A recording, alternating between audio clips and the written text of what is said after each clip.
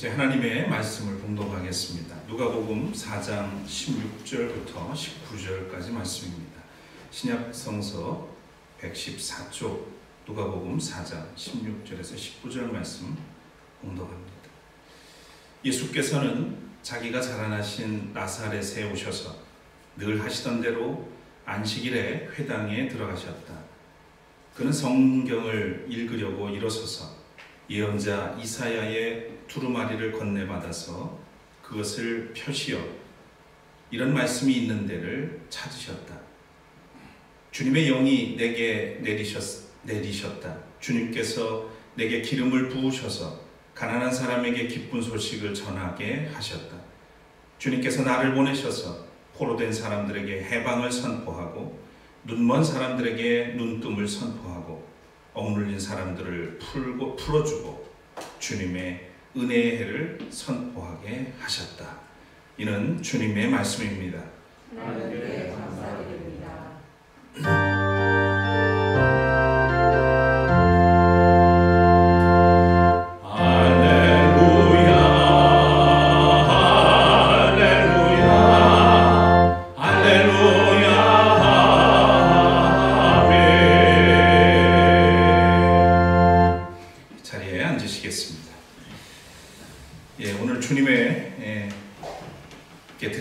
예배에 함께 하신 모든 분들 다시 한번 환영하고 축복합니다.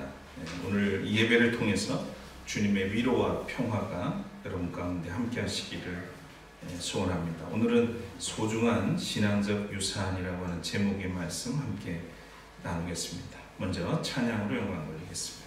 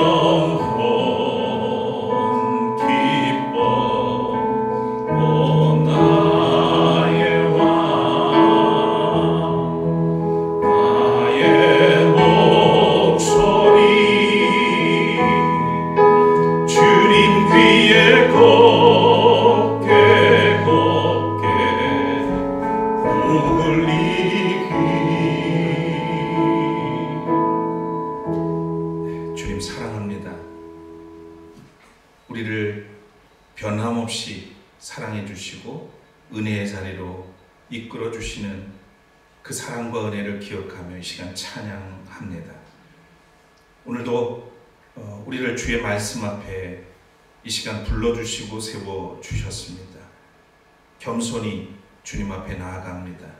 우리의 마음을 열어주시고 주님 앞에 진정 어린 마음으로 아멘하고 화답하며 응답하며 결단하는 믿음의 자리, 믿음의 시간이 되도록 성령을 통해서 이끌어 주옵소서. 우리가 주님 앞에 회개할 것이 있다면 회개하게 하시고 주님 앞에 또한 모든 욕심을 내려놔야 할 그 순간이 온다면 기꺼이 내려놓을 수 있는 결단과 용기도 허락해 주시옵소서. 부족한 종을 세우셨습니다. 성령을 통해서 붙들어 주시고 이끌어 주시고 주의 말씀과 뜻을 선포하게 하여 주옵소서. 예수 그리스도의 이름으로 간절히 기도드립니다. 아멘. 어제가 종교개혁 503주년 기념일이었습니다. 지난 주일에 우리는 종교개혁 기념주일을 함께 했습니다만 또 어제 그 종교개혁일을 지내면서 또 여러 가지 다시 한번 생각을 하게 됩니다. 늘 제가 종교개혁 주일을 맞이하면서 드렸던 말씀이 있습니다. 성도는 변화받아야 하고 교회는 개혁되어야 합니다. 개신교를 가리켜서 프로테스탄트라고 합니다. 이 말은 저항하다라고 하는 뜻을 가지고 있죠. 옛것에 저항해서 새 것을 이루는 겁니다. 길들여진 것에 저항해서 독창적으로 나아가는 겁니다. 화석화된 신앙에 저항해서 생명력을 되찾는 것입니다. 예수님도 유대주의와 율법주의에 저항해서 생명과 은혜가 풍성한 새 시대를 세상에 열어놓으셨습니다. 그동안 한국교회는 매년 종교개혁을 기념했지만 교회를 개혁하지 않았습니다. 성도들은 종교개혁가들의 정신에 대해서 듣고 배웠지만 변화된 삶을 살지 않았습니다. 기독교 선교 135년 동안 교회와 교인은 늘어났지만 변화되지 못했습니다. 돌아보면 세속화에는 민첩하였으나 변화에는 둔감했습니다. 그래서 오늘날 교회는 빛을 잃었고 길을 잃었으며 맛을 잃어버리고 말았습니다. 세상이 교회를 걱정하는 시대적인 상황이 이를 반증한다고 보겠습니다.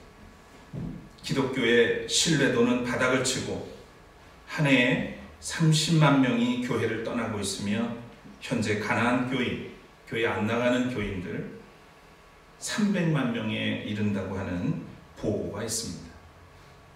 더 이상 이래서는 안 되겠다 자각을 하고 지난 주일에 우리가 선언한 것과 같이 29일 지난 목요일 날 광화문에서 교파를 초월한 책임 있는 교계 지도자들이 죄책 고백과 2020 다시 희망 선언을 하고 한국 교회의 실천 강령 20가지를 선포했습니다. 이제 하나님 나라를 위한 백성들의 모임인 교회와 성도들이 이 시대의 신뢰의 그루터기가 되어야 하겠습니다. 이것이 오늘 우리가 여기 있는 이유요, 여기에 모여 있는 그런 이유입니다. 최근에 삼성그룹 이건희 회장이 78년 동안의 영역의 세월을 마감하고 세상을 떠났습니다. 아마 시절이 그래서 그런지 모르지만 상당히 떠들썩한 장례식이 될 수 있었음에도 불구하고 상당히 다소 조용한 그런 장례를 치루었습니다. 근데 그럼에도 불구하고 화제가 된 것은 그의 기업인으로서의 성공적인 것과 또 과오들을 이야기하는 보도를 볼 수 있었고, 또 하나는 그의 유산 상속 문제에 대한 보도가 많았습니다. 언론의 추측을 보니까 상속세만 한 10조에 달할 거다라고 이야기를 하는 거예요. 그런데 그런 얘기들을 왜 하는가 이렇게 보니까 언론이 그 상속세를 걱정을 하고 있더라고요. 너무 많다고. 참 희한한 나라도 있구나. 재벌의 상속세에 관련된 문제를 언론이 다룬다는 게 세상 이 땅 아니고서 어디에 또 있을까 이런 생각을 하게 됐어요. 여러분 아시겠지만 다른 나라 재벌들, 이런 기업인들은 그야말로 그 재산이 어떻게 형성됐는지를 알기 때문에 그런지 다 사회에 환원을 합니다. 우리는 상상을 초월할 만한 그런 액수들을 그거 아니어도 충분히 자녀들은 가지고 살 수 있는 것들이 얼마든지 많기 때문이겠죠. 그런데 한국의 이 재벌들은 아직까지도 이 기업 윤리가 그렇지 못한 것 같아요.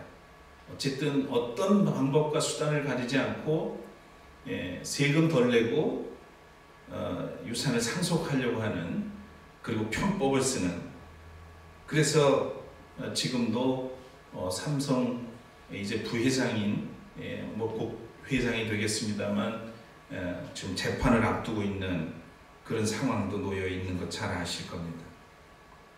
이렇게 세상 사람들은 재산을 상속받는 문제, 그리고 재산을 상속받지만 우리 그리스도인들은 하나님의 나라를 상속받는 사람들입니다.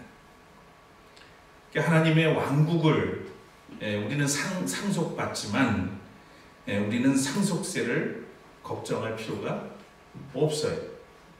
기업을 상속받는 게 아니고 우리는 왕국을 상속받는 자들입니다. 그럼에도 불구하고 상속세에 대한 걱정은 할 필요가 없단 말이죠.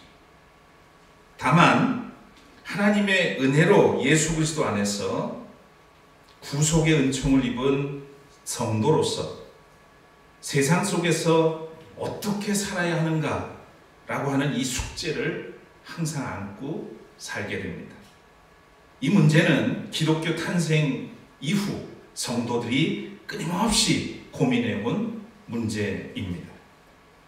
부활하신 예수 그리스도께서 승천하실 때 제자들을 세상에 사도로 보내시면서 부탁한 말씀이 있습니다. 땅끝까지 내 증인이 되라. 그리고 가서 모든 민족을 제자로 삼으라 하는 말씀이었습니다.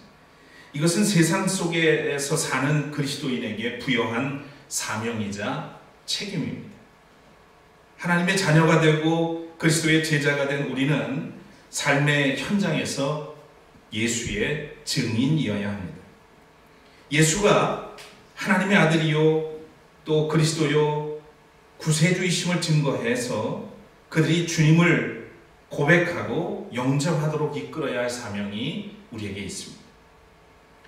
그리스도인은 세상을 등지고 자신의 영적 생활에만 빠져 살아도 안 되고 또 세속에 물들어서도 안 됩니다. 그리스도의 증인이 된다는 것은 하나님을 경외하며 그리스도의 마음으로 이웃을 사랑하고 섬기는 것이죠. 또한 경건의 능력을 회복하고 세상에서 착한 행실로 무사람들이 하나님께로 돌아와서 영광을 돌리도록 이끌어주는 삶을 사는 것입니다. 그것이 바로 그리스도의 증인의 삶이라는 겁니다. 감리교회에는 중요한 신앙적인 유산이 있습니다. 은총과 성화, 만인사제론 같은 교리도 있죠. 그러나 저는 이 외에 존 웨슬리의 세계는 나의 교구라고 하는 신앙적 세계관과 감리회의 사회신경을 들고 싶습니다. 이 만인사제론은 예수 그리스도를 믿는 사람은 누구나 중보자를 따로 사제를 거치지 않고 누구나 하나님 앞에 곧장 나갈 수 있는 그런 자격을 얻는다고 하는 신학적인 교리적인 이야기입니다. 오늘 저는 이 두 가지 말씀을 드리려고 하는데, 먼저 세계는 나의 교구다라고 한 이 존 웨슬리 목사님의 이 이야기의 유래를 먼저 소개를 하려고 합니다. 18세기 영국의 개혁자요 감리교의 창시자인 존 웨슬리의 말이지요. 존 웨슬리 목사님은 옥스퍼드에서 공부를 했습니다. 그리고 성공의 사제가 되지요. 당시에 영국은 지금도 그렇습니다만 국교는 성공회입니다. 존 웨슬리가 88세의 일기로 1791년 하나님의 부르심을 받을 때까지 그는 성공의 사제였습니다. 그러니까 일생 동안 성공회를 탈퇴하거나 뭐 이렇게 생각한 적이 없죠.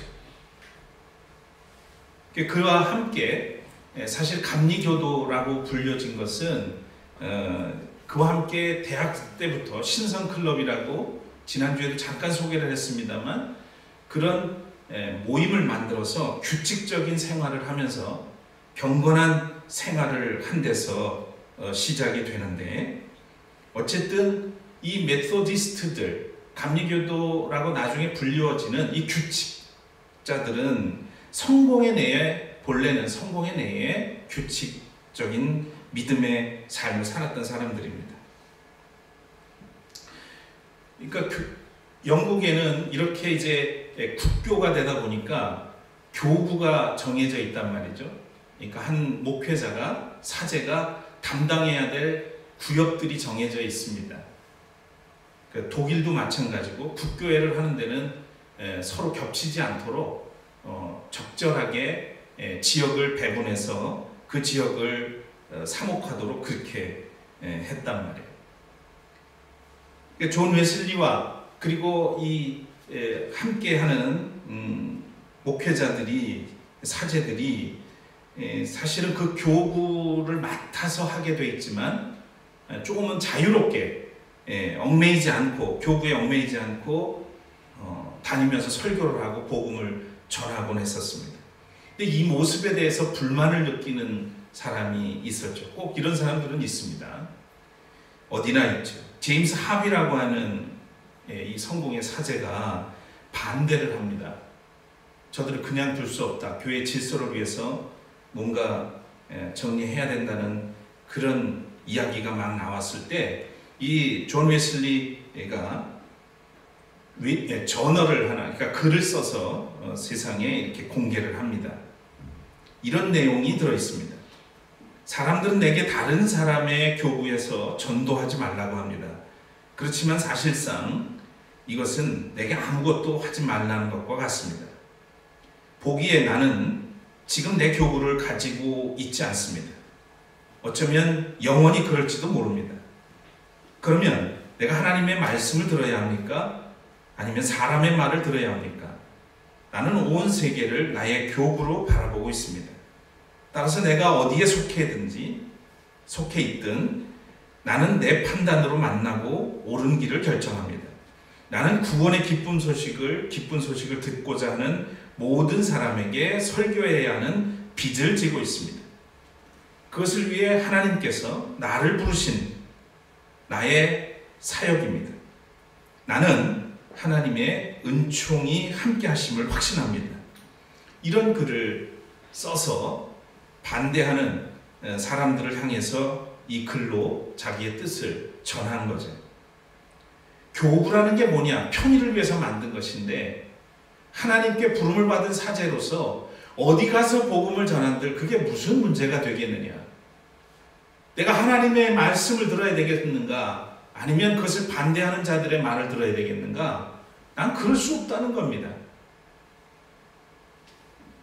주님의 부르심 앞에 응답하고 복음 전도자로 사는 내가 어떻게 사람의 말에 그 모든 것들을 포기할 수 있겠는가? 단호하게 그 부분에 대한 입장을 표명한 거죠. 여러분, 세계는 나의 교구다라는 말은 세상을 품고 복음 전도의 열정을 불사르던 웨슬리의 활동을 막는 사람들에게 나는 온 세계를 나의 교구로 바라보고 있다. 어떤 특정한 지역이 아니라 하나님이 지으신 이 모든 세상을 나는 나의 교구로 생각하고 복음을 전하겠다 하는 이야기인 거죠. 이 말에는 세상 속에 살아가는 그리스도인의 증인으로서의 자세와 안목이 담겨 있습니다. 개교회주의, 지역주의, 교파와 교단, 타 종교를 넘어서 그리스도의 마음으로 세상을 품은 그리스도인의 세계관을 보여줍니다. 이런 세계관을 품은 그리스도인이 사찰에 가서 땅밟기를 하거나 불상을 훼손하거나 심지어 불을 지르는 그런 일을 하지는 않을 겁니다. 세계는 나의 일터라고 생각하는 성도는 언제 어디서나 그리스도인의 품격을 가지고 살 것입니다. 존 웨슬리의 비전과 신앙적 세계관이 세계의 복음 전도의 모본이 되고 사회적 성화의 근간이 됩니다. 사랑하는 여러분, 감리교인이라면 자기 중심성을 넘어서 세계를 품어야 합니다. 어느 곳이든 예수님의 마음이 머무는 곳이라면 복음을 들고 찾아가서 사랑으로 섬기며 그곳에 하나님의 나라를 세우는 그리스도인이어야 합니다. 세상은 나의 일터라고 하는 신앙적 세계관을 소중한 유산으로 삼으시는 여러분 되길 바랍니다. 다음으로 감리교회의 신앙적 유산은 감리회 사회신경입니다. 다를 수 있습니다, 사람마다. 근데 제가 감리교 목사가 돼서 가만히 이렇게 보니까 우리 감리교회는 정말 특별한 게 있다는 사실을 발견하게 돼요. 근데 이것이 잘 지켜지지 않고 삶으로 살아내지 못해서 문제지 없어서 문제가 아닌 거예요. 사회신경이라는 것을 다른 교단에서 이야기하는 건 보질 못했습니다. 저도 그렇게 이 부분에 대해서 깊이 관심 갖고 공부를 하거나 그렇게 많이 생각을 하지 못했었는데 최근에 우리 사회에서 기독교의 사회적 책임에 대한 관심을 갖다 보니까 이게 눈에 들어오는 거예요. 그래서 조금 더 역사도 살펴보면서 이건 우리 감리교인이라서가 아니라 그리스도인이 좀 알고 제대로 이 사회적 역할을 하면서 성도로서 살아가면 좋겠다는 생각에서 이 말씀을 여러분과 나누게 되었습니다. 90년 전 1930년 12월 2일 서울에서 기독교 조선감리회 창립총회가 열립니다. 1885년 한국에 최초의 선교사가 들어온 이후 미 감리교회의 지원을 받다가 한국 감리교회의 자치시대가 시작되는 순간이었습니다. 당시에 진정한 기독교회, 진정한 감리교회, 조선적 교회라고 하는 이 세 개의 타이틀을 걸고 이 총회가 열린 거죠. 신앙과 신학의 원리로 이때에 8가지 8개조의 그 감리교 교리적 선언이라는 게 이때 만들어집니다. 선포가 되고요. 또 이와 함께 우리는 감리교회는 무엇을 믿는다고 하는 것을 성서에 근거해서 8개의 신조가 있어요. 그리고 이때에 동시에 만들어진 게 16개조의 사회신경이라는 겁니다. 1930년대에 이 사회신경을 채택했다는 것은 어찌 보면 교회로서 마땅히 할 일이긴 하나 우리 사회의 그 당시의 상황 속에서 이것이 만들어졌다고 하는 것은 사실 저는 놀라지 않을 수가 없었어요. 참 깨어있다. 참 깨어있는 성도들 아닌가 이런 생각을 한 겁니다. 내용을 보면 더 놀랍습니다. 시작이 이렇게 되어 있습니다. 인류는 결애와 나라의 차별이 없이 천지의 주제시며 오직 하나이신 하나님의 같은 자녀임을 믿으며 인류는 형제주의 아래에서 이 사회를 기독주의의 이상사회로 만들미 우리 교회의 근무로 믿어 우리는 아래와 같이 사회신경을 선언하노라. 여기서 근무는 시급한 책임이라는 거죠. 사회적 책임이 우리 기독교인들에게 있다고 하는 그 생각을 가지고 이것을 만들었다는 거예요. 다 설명은 안 드리겠습니다. 그냥 쭉 제가 읽어보겠습니다. 인종의 동등 권리와 동등 기회를 믿음, 인종과 국적의 차별 철폐를 믿음, 가정생활의 원만을 위하여 일부 일처주의의 신성함을 믿으며 종조 문제에 있어서 남녀간 차별이 없음을 믿으며 이혼의 불행을 알고 그 예방의 방법을 강구 실행함이 당연함을 믿음. 이때부터 양성평등을 이야기하기 시작했어요. 여자의 현대 지위가 교육, 사회, 정치, 실업 각계에 있어서 향상 발달해야 될 것을 믿음. 여성 지위에 대해서도 벌써 이야기를 하고 있고요. 아동이 교육받을 천부의 권리를 시인하여 교육에 힘쓰고 아동의 노동 폐지를 믿음. 아동의 노동 폐지하고 교육의 기회를 더 만들어줘야 된다는 겁니다. 그 권리를 인정하는 거죠. 인권도 나옵니다. 인권을 시인하여 공사창제도, 기타 인신매매의 모든 여러 가지 사회제도를 반대함이 당연함을 믿음. 인권 문제입니다.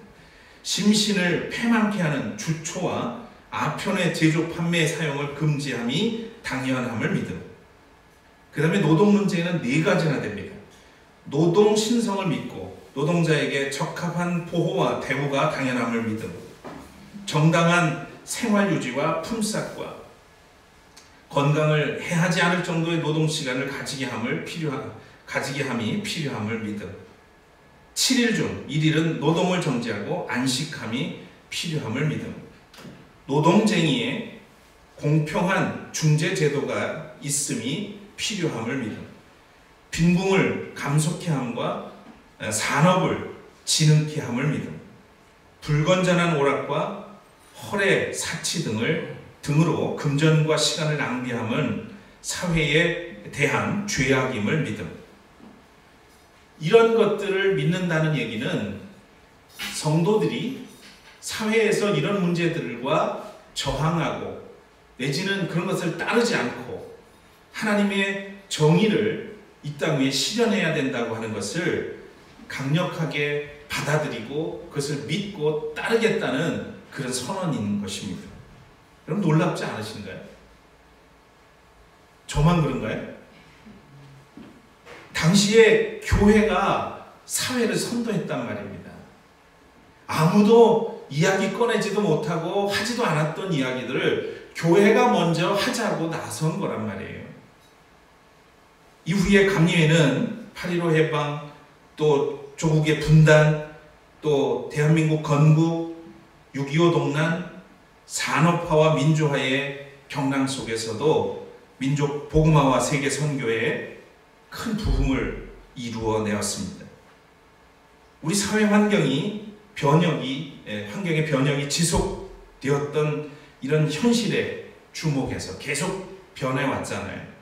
그래서 여기에 부응하는 실천 원칙을 1930년대에 만든 걸 지금도 할 수는 없으니까 보완하고 개정하자 그래서 1997년도에 감리회 사회신경이 16개에서 11개로 정리해서 다시 발표를 합니다.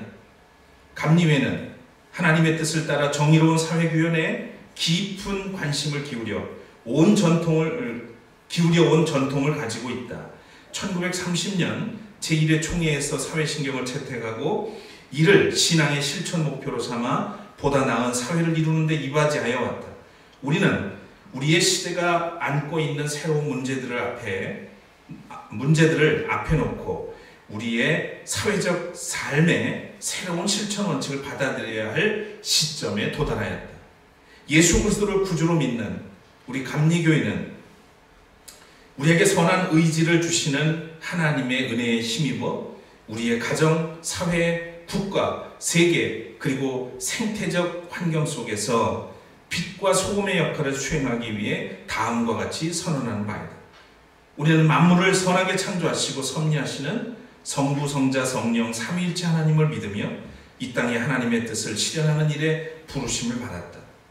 11가지는 이렇습니다. 하나님의 창조와 생태계의 보전, 가정과 성, 인구정책, 개인의 인권과 민주주의, 자유와 평등, 노동과 분배정의, 복지사회 건설, 인간화와 도덕성 회복, 생명공학과 의료윤리, 그리스도의 유일성과 정의사회 실현, 평화적 통일, 전쟁 억제와 세계평화. 여러분 우리 교회가 이런 사회신경을 성실하게 지키고 우리 그리스도인들이 삶의 자리에서 열심히 노력했다면 오늘 우리가 사회로부터 교회를 걱정하는 시대가 왔겠습니까? 이 놀라운 것들을 가지고 있음에도 불구하고 우리는 실천력이 부족했던 거죠. 다른 데 관심이 있었습니다. 세상에서 뒤질세라 세속화에 더 민감하게 반응한 결과가 오늘 여기까지 왔다는 거죠. 이처럼 감리교회는요, 값진 신앙의 유산이 있습니다. 이 유산은 교단을 넘어 이 시대를 사는 그리스도인으로서 삶을 살아내야 할 가치 있는 유산입니다. 이 유산들은 성서에 기초한 사회적 책임에 관한 것들입니다. 저는 앞으로 감리교인의 그리스도인의 사회적 책임을 선언에 그치지 않고 생활신앙으로 자리 잡도록 감리회 사회신경의 이 11가지 항목을 차례로 강론을 하려고 합니다. 오늘 성서의 본문에는 예수께서 이사야 선지자의 말을 빌려서 사명선언을 하신 내용입니다. 예수께서 이 땅에 무엇을 하러 왔는지, 어떤 사명을 위해 아버지의 보내심을 받았는지가 여실하게 드러납니다. 우리가 읽었던 본문입니다만 주님의 영이 내게 내리셨다. 주님께서 내게 기름을 부으셔서 가난한 사람에게 기쁜 소식을 전하게 하셨다.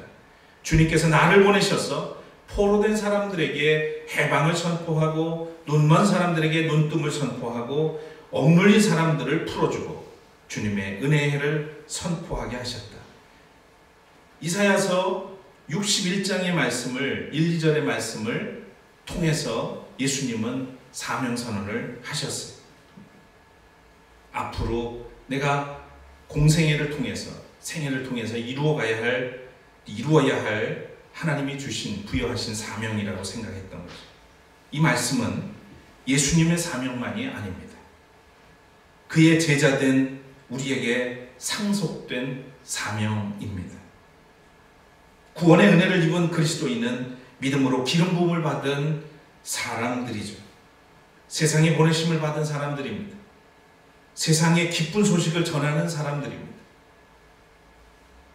그리스도인은 사람들을 죄에서 해방시켜서 영적인 눈을 뜨게 하고 또 하나님을 바라보도록 하고 그들이 참된 자유와 기쁨을 누리도록 희망을 전하여 세상을 아름답게 가꾸는 사람들입니다. 주님의 이 말씀은 예수 그리스도를 따르는 제자들의 고유한 사명입니다. 그리스도인이 사는 날 동안 걸어야 할 길이기도 합니다. 독일의 신학자인 한스 퀸이 이렇게 말했습니다. 교회는 자신만을 위한 존재가 아니다. 교회의 목적은 자신이 아니라 세계다. 교회는 항상 세상에 대한 책임을 인식해야 한다. 이렇게 말했습니다. 사랑하는 성도 여러분, 감리교회로 부르심을 받은 성도로서 세계는 나의 일터라는 신앙적 유산과 감리회 사회신경의 실천을 통해서 이 시대적인 사명을 다하는 경건한 성도들이 되시기를 축원합니다.